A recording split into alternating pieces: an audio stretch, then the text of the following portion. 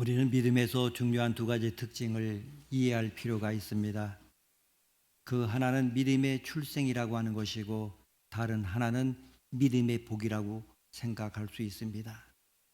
우선 믿음의 출생이라고 하는 것은 누구든지 하나님의 말씀을 전하고 가르치며 믿음의 사람들이 만들어질 수 있다고 하는 것입니다. 예를 들어서 자손이 많으려고 한다면 일단 자식을 많이 낳아야 합니다. 어떤 사람은 아이를 7이나 8씩 낳았는데 그 아이들이 또 많은 자식들을 낳아서 손자만 해도 수십 명이 되는 경우도 있습니다. 그러나 믿음의 자손은 그렇지가 않습니다. 누구든지 열심히 전도해서 말씀을 전하면 그 전하는 말씀을 듣고 믿어서 하나님의 자녀가 됩니다. 그 하나님의 자녀를 누가 낳았느냐 하면 전도하거나 말씀을 가르친 사람입니다. 또 하나는 믿음의 복이라고 하는 것입니다. 우리는 두 가지 복의 개념을 이해할 필요가 있습니다. 하나는 자기 주위에 유익한 것들을 많이 모아서 부유하게 되는 것입니다. 우리 주위에 좋은 것들만 모아도 아주 좋은 것들이 많습니다. 이러한 것들을 많이 모으면 대단히 유익합니다. 옛날의 영웅들 중에는 이런 사람들이 많이 있었습니다. 징기즈칸이나 줄리어스 시저 같은 사람들은 많은 나라를 정복해서 재산이나 사람들을 모아서 아주 큰 나라를 만들었습니다. 또 다른 복이 있습니다. 그것은 하늘을 뚫어서 하나님의 복이 이 세상에 쏟아지게 하는 것입니다. 하나님 앞에는 무궁무진한 복들이 있습니다. 누군가가 이 세상과 하나님의 나라를 연결하는 관을 만들기만 한다고 하면 무궁무진한 복이 우리에게 공급될 것입니다. 하늘과 이 세상을 연결시킬 수 있는 것이 바로 믿음입니다. 믿음이라고 하는 것은 하나님과 우리를 연결시키는 관입니다. 이 세상에는 하나님과 우리를 연결시켜서 엄청난 복의 나라를 만드신 분이 있습니다. 바로 예수 그리스도이십니다. 오늘 말씀을 보면은 아주 옛날에 이런 복을 받은 약속받은 할아버지가 있었습니다. 그는 하나님으로부터 믿음으로 어마어마한 복을 받을 것이며 이 복이 세상에 쏟아져 큰 나라를 이루게 될 것이라는 그 약속받은 그러한 사람입니다. 바로 그 사람이 아브라함입니다. 이 아브라함은 이 복을 가져오게 한 사람은 아닙니다. 그러나 아브라함은 이 복을 믿었습니다. 그랬더니 하나님께서 아브라함에게 항상 이 복을 받을 수 있도록 의롭다 하셨고 또한 이 복을 전할 수 있는 자격을 주셨습니다. 그래서 누구든지 아브라함의 전도를 받기만 하면 하나님의 자녀가 되는 복을 받을 수 있게 된 것입니다. 오늘 성경 말씀은 복음의 율법과 무엇이 다르냐 하는 것을 설명하는 그러한 부분입니다. 구약 이스라엘 백성들은 내내 하나님의 복을 받으려면 율법을 지켜야 되고 할례를 받아야 한다 이렇게 들었습니다. 그런데 사도 바울이 갑자기 성경 필요 없다, 율법도 필요 없다, 할례 같은 거 필요 없다 하니까 이게 뭔가 성경과 틀리다고 하는 것입니다. 그렇지 않으면 왜 하나님께서 이랬다 저랬다 하시느냐 하는 이러한 의문이 성립이 됩니다. 그것에 대해 사도 바울은 율법이 생기기 전에 이스라엘 조상 아브라함은 믿음으로 의롭다함을 받았다라고 했습니다. 아브라함이 어떤 믿음을 가졌기에 그렇게 대단하게 인정을 받은 것입니까?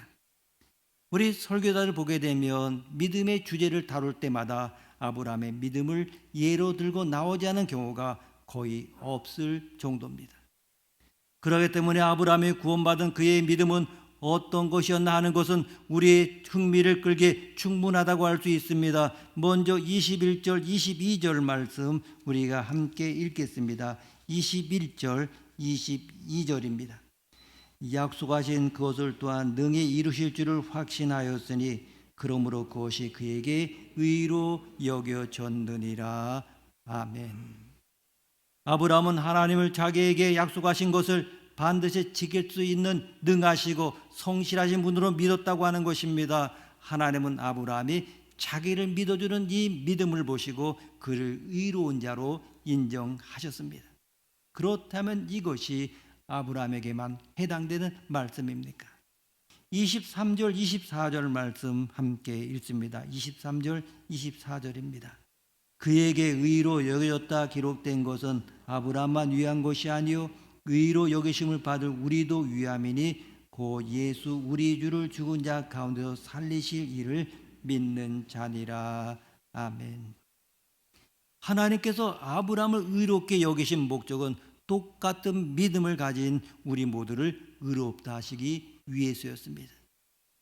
동시에 구원받기를 원하면 반드시 아브라함 같은 믿음을 가져야 한다는 것을 가르쳐 주는데 그 목적이 있습니다. 그러면 이 아브라함에 갖는 믿음의 특성이 무엇입니까? 첫째로 아브라함의 믿음은 바랄 수 없는 중에 바라고 믿는 것을 의미했습니다. 18절 말씀 함께 읽습니다. 18절입니다.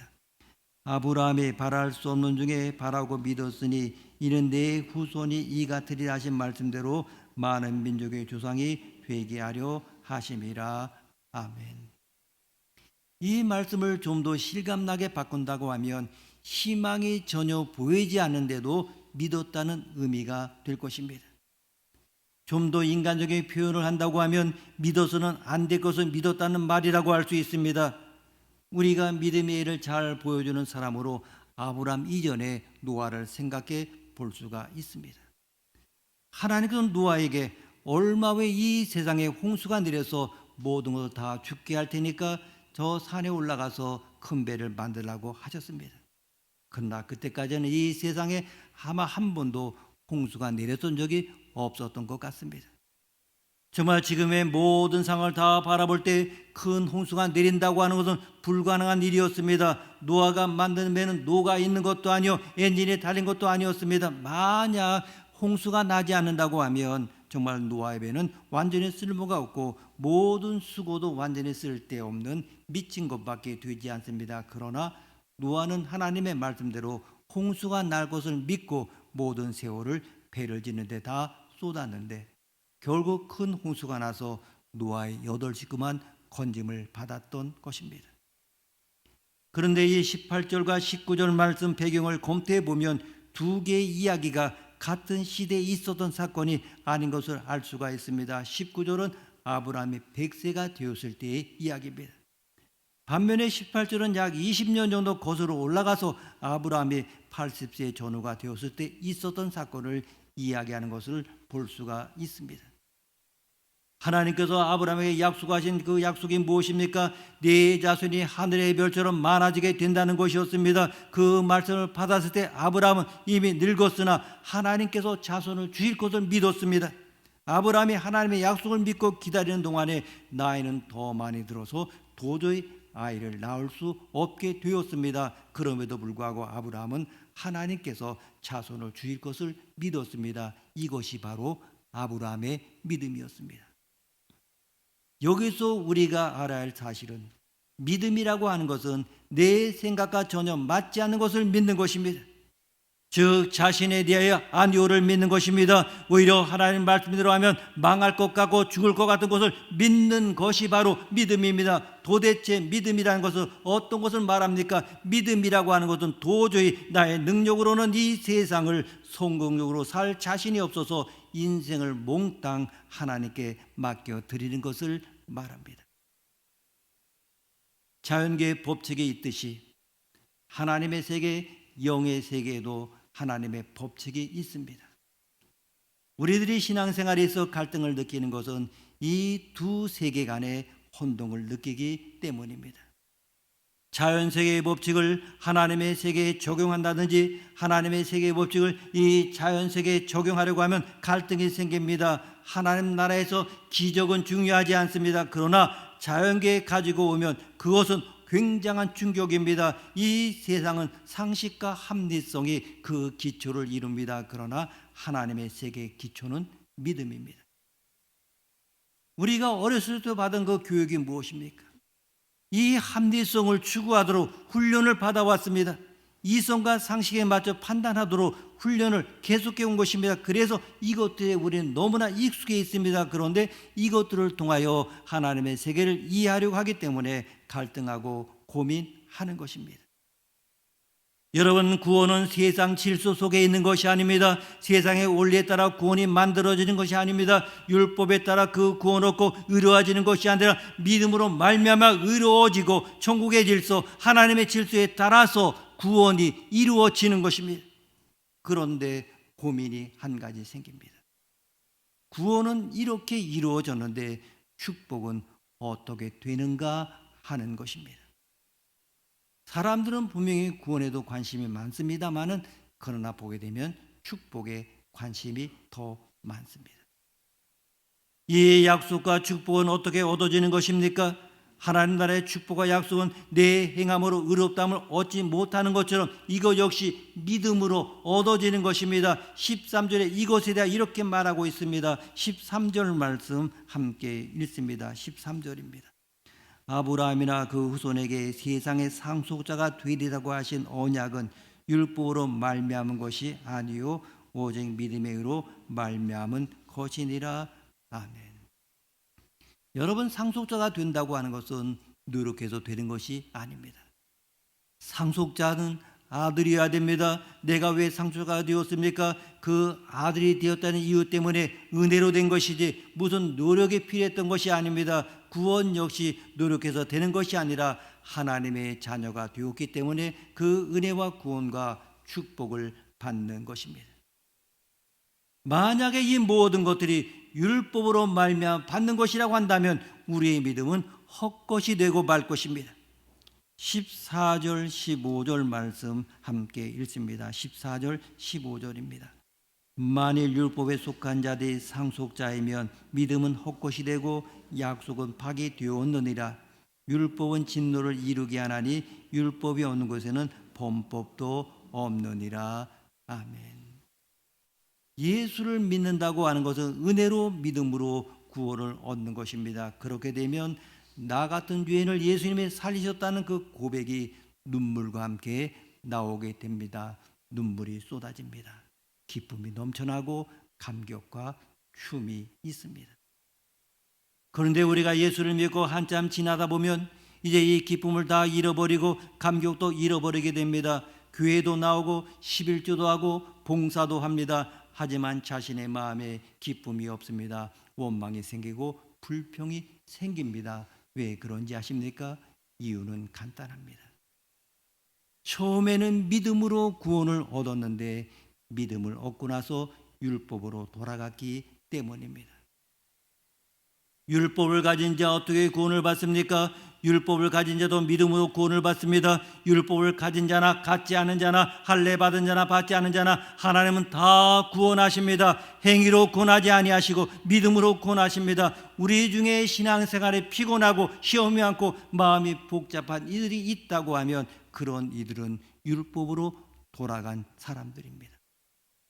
믿음으로 얻은 구원을 율법으로 바꿔버린 것입니다. 눈물도 감격도 감사도 찾아볼 수 없는 메마른 사람이 되어버린 것입니다. 16절 말씀 함께 읽습니다. 16절입니다. 그러므로 상속자가 되는 그것이 은혜에 속하기 위하여 믿음으로 되나니 이는 그 약속을 그 모든 후손에게 굳게 하려 하심이라.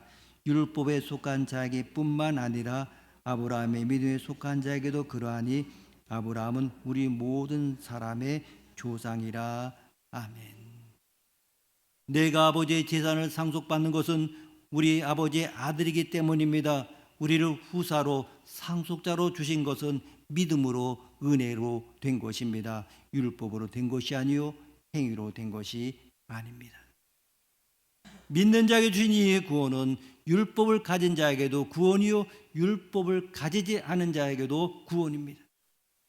이스라엘에게도 구원이요 이방인에게도 구원입니다. 따라서 아브라함은 하나님 앞에서 우리 모든 사람의 믿음의 조상이라고 하는 것입니다. 따라서 이 구원은 실로 감격스럽고 놀라운 것입니다. 한번 내가 맛보거나 경험하지 못한 것, 상상할 수 없었던 것이 하나님의 엄청난 구원입니다.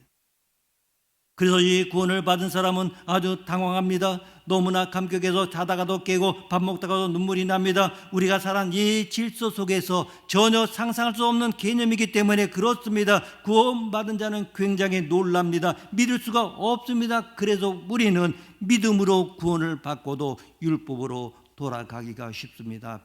자신이 이전에 살았던 이 세상의 개념으로 살기 때문입니다. 이것이 바로 하나의 위기라고 하는 것입니다. 이러한 믿음을 주시는 하나님은 어떤 분이십니까? 아브라함이 경험한 하나님은 어떤 분입니까? 하나님은 우리 자신이 하나님과 함께 살아가면서 알게 됩니다.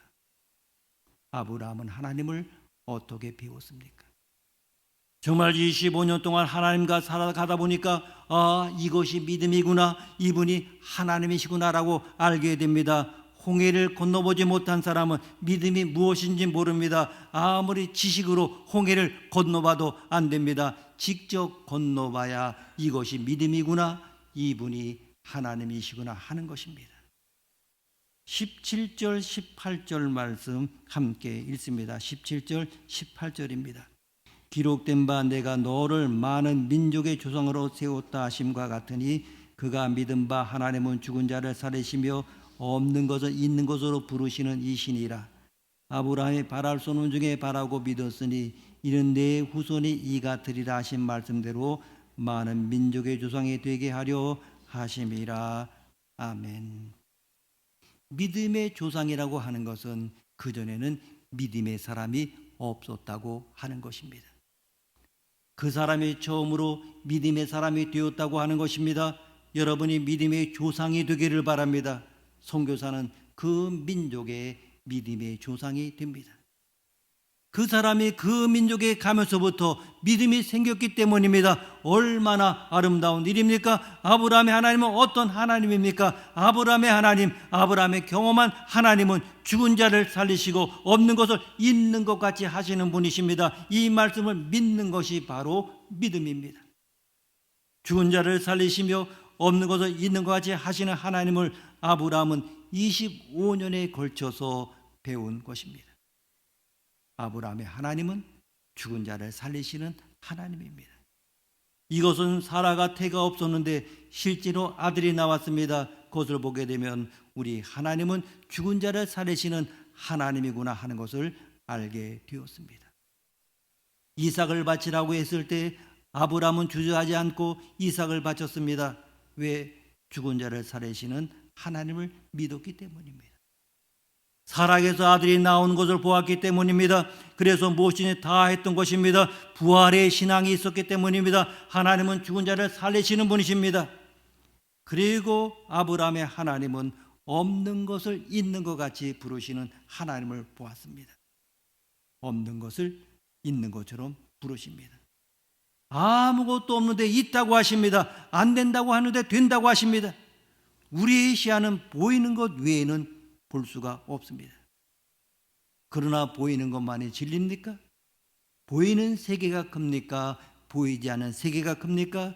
들리는 세계가 큽니까? 들리지 않는 세계가 큽니까? 하나님이 아브라함에게 약속을 주시고 나서 왜 20여 년이 지나도록 자식을 주시지 않았습니까? 이것이 참으로 궁금합니다. 정말 하나님이 몇 년을 지나고 나서 자식을 하나 주셨다면 아브라함이 얼마나 좋아했겠습니까? 그의 주변에는 가난한 사람들 보게 되면 하나님 믿지 않아도 자식을 수두룩하게 잘도 거느리며 살고 있었습니다. 아브라함이 그들을 얼마나 부러워했겠습니까? 그는 자식을 간절히 소원했습니다. 그런데도 하나님은 20여 년 동안이나 아브라함에게 자식을 허락하지 않으셨습니다. 이런 것을 보게 되면 우리의 얕은 생각으로는 도저히 하나님의 심정을 읽을 수가 없습니다. 그러나 하나님의 계획하심에는 우리가 알 수 없는 오묘한 섭리가 있습니다. 하나님이 아브라함에 그렇게 하신 데에는 기쁜 뜻이 숨어 있었던 것입니다. 아브라함은 모든 사람의 그 조상이 되어야 할 막중한 위치에 놓여 있었습니다. 그의 믿음은 모든 사람들에게 귀감이 되어야 했습니다. 불순한 것이 하나도 들어있지 않아야 했습니다. 이러한 목적을 달성하기 위하여 하나님이 택하신 수단이 그를 절망 상태까지 가도록 하는 것이었습니다. 인간이 기댈 수 있는 방법이나 여건이나 가능성들이 다 사라질 때까지 기다리기로 한 것입니다. 그래서 어떻게 되었습니까? 그가 인간적으로 기댈 만한 것이 무엇이나 손을 쓸 만한 무엇이 하나도 남아있지 아니한 빈손이 되어버렸습니다. 놀라운 사실이 무엇입니까? 결과적으로 아브라함의 믿음이 이때 최고로 좋아졌다고 하는 것입니다. 하나님은 절대로 실패하지 않으십니다. 그가 기대하셨던 그대로 되었던 것입니다. 정말 놀라운 일입니다. 세상 사람들은 아무것도 보지 못하지만 믿음의 사람들은 무엇인가 봅니다. 그것을 가리켜서 비전이라 이렇게 합니다. 하나님 마음의 일부분을 느끼는 것을 추구합니다. 현실을 추구하는 것이 아니라 비전을 추구하는 것입니다. 그 사람을 가리켜서 믿음의 사람이라 이렇게 말합니다. 19절에서 22절 말씀 함께 읽습니다. 19절에서 22절입니다. 그가 백세나 되어 자기 몸이 죽은 것 같고 사라의 태가 죽은 것 같음을 알고도 믿음이 약하여지지 아니하고 믿음이 없어 하나님의 약속을 의심하지 않고 믿음으로 견고하여져서 하나님께 영광을 돌리며 약속하신 것을 또한 능히 이루실 줄을 확신하였으니 그러므로 그것이 그에게 의로 여겨졌느니라. 아멘. 우리가 성경을 주의 깊게 읽어보면 백세가 된 아브라함은 성적 불능이었고 사라도 태가 죽었다고 했습니다. 이제는 생산할 능력을 다 잃어버린 그러한 나이였습니다. 그런데 중요한 구절이 있습니다. 죽은 것 같음을 알고도. 믿음의 사람은 몰라서 그렇게 하는 것이 아닙니다. 이렇게 가면 죽는구나 하는 것을 알고도 십자가 앞으로 갑니다. 죽은 것 같음을 알고도 믿음이 약해지지 않더라고 하는 것입니다. 믿음이 없어 하나님의 약속을 의심하지 않았고 믿음에 견고히 서서 하나님께 영광을 돌렸습니다. 약속하신 것을 능히 이루실 줄을 확신했다고 성경은 아브라함의 믿음에 대해서 말씀하고 있습니다. 이것이 바로 믿음입니다. 아브라함이 그러한 믿음을 가질 수 있는 근거가 무엇입니까? 아브라함이 스스로 묵상하고 상상하고 연구하고 노력해서 믿은 것이 아닙니다. 어떤 사람은 어렸을 때부터 그것을 하겠다고 생각했기 때문에 나이 들어 그것을 이루었다 이렇게 말합니다. 그것은 믿음이라기보다는 신념입니다. 그것은 성경이 이야기하는 믿음이 아닙니다. 체질도 믿음이 아닙니다. 적극적인 성격도 믿음이라고 말할 수 없습니다. 착각하면 안 됩니다. 아브라함이 이 기막힌 상황 속에서도 포기하지 않고 가졌던 믿음은 무엇입니까? 자신의 사랑하는 아들을 칼로 찔러 죽이라고 했던 믿음은 무엇입니까? 모세가 홍해 앞에서 절망 가운데 하나님을 신뢰했던 그 믿음이 무엇입니까? 대답은 간단합니다. 아브라함이 의심할 때마다 하나님이 찾아오셔서 그에게 언약의 말씀을 재확인시켜 주시고 격려해 주셨습니다. 그리고 아브라함에게 의심한다고 나무라신지에도 찾아볼 수가 없습니다. 왜 후처를 취하여 아들을 낳았느냐고 질책하지 않았습니다. 인간이란 원래 의심하기 쉬운 존재인 줄 잘 아셨기 때문입니까? 하기야 12제자 역시 3년 동안 왜 의심하느냐 핀찬만 듣고 살았습니다. 하나님의 은혜가 없이는 참 믿음을 가질 수 없는 것이 우리 인간입니다. 이런 의미에서 의심할 때마다 아브라함을 찾으신 하나님의 방문은 은혜 중에 은혜라 아니할 수가 없습니다. 20절과 21절에 견고하여져서 확신하였으니라는 말이 나옵니다. 이 말은 수동태 동사입니다. 이것은 무엇을 의미합니까? 믿음은 우리의 자격으로 자라는 것이 아니라 하나님의 은혜가 따라야 자랄 수 있다고 하는 것을 우리에게 가르쳐주고 있습니다.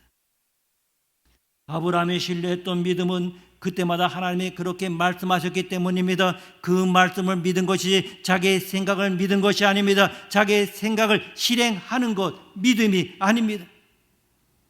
믿음은 우리를 스스로 강하게 할 수 없습니다. 믿습니다를 아무리 연발해서 외쳐보십시오. 그렇다고 믿음이 견고해지는 것이 아닙니다. 아브라함처럼 하나님과 깊이 만나는 그 경험을 통해서 강해진다고 하는 것입니다. 그렇습니다. 정말 수없이 반복되는 하나님의 약속은 실제로는 보이지 않았습니다.